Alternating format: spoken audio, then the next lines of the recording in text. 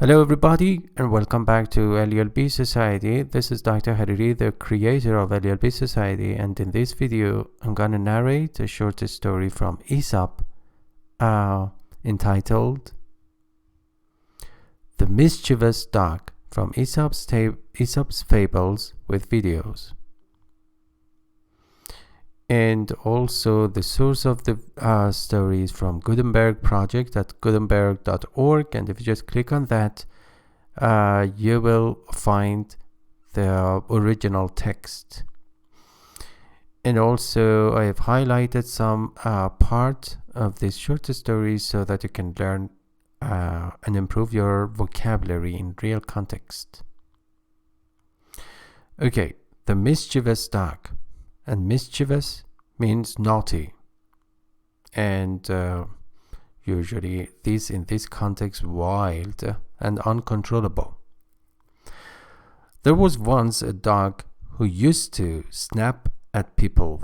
Snap here means bite, and yell and bark and bite at people and bite them without any provocation or without any warning.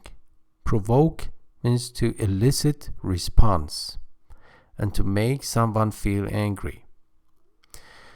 And who was a great nuisance?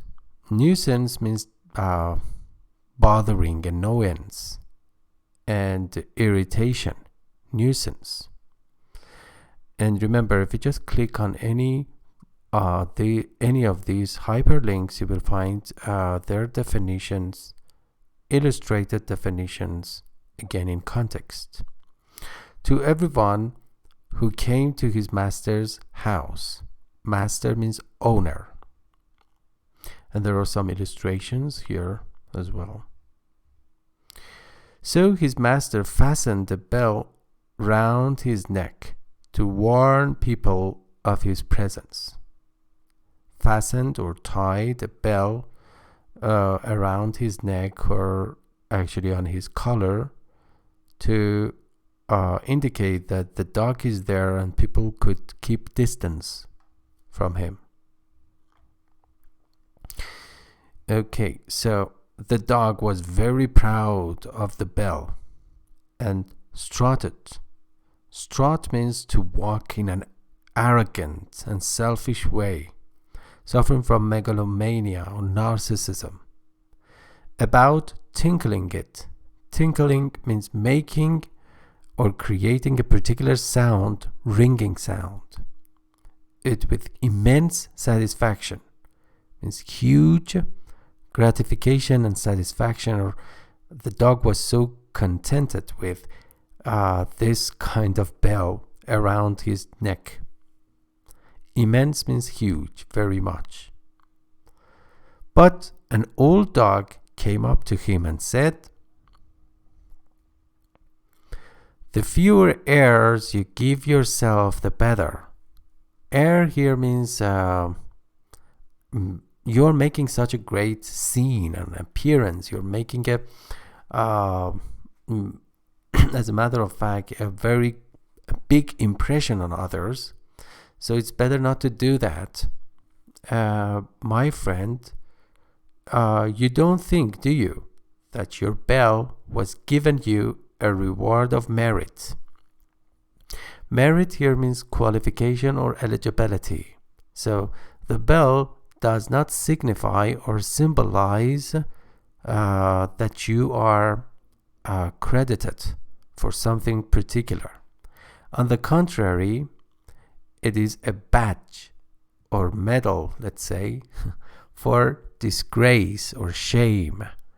Disgrace, shame. As I said, if you just click on these links or hyperlinks, you will be able to see the definition with illustration and in real context. And the message is notoriety. Notoriety means infamy, means disgrace, disrepute, is often mistaken for fame.